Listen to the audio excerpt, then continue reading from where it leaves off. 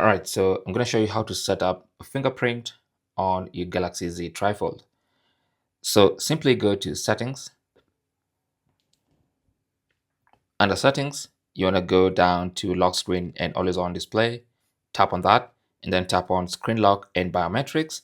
And if you've already set up a password, it's going to ask for that password before it allows you into the screen lock and biometrics settings page. Now here, just go to fingerprints. Now, if you've not set up a fingerprint, you're going to be prompted.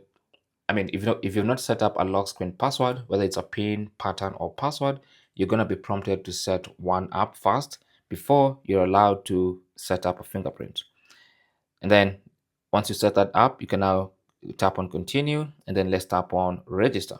Now the fingerprint sensor for this phone is the power button on the side. So you want to just put your finger there, and then it's a very thin fingerprint sensor. So basically you want to put your finger and just slide it through. Make sure you're trying to capture the different angles,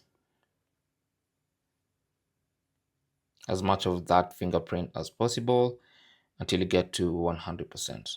There you go. Once you're done with that, you can either tap on add to add another finger or tap on done. And now let's test our fingerprint. There you go.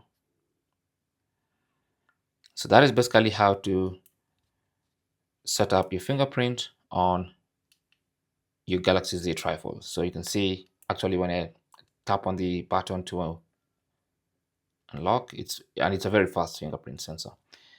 Anyway, thanks for watching and good luck.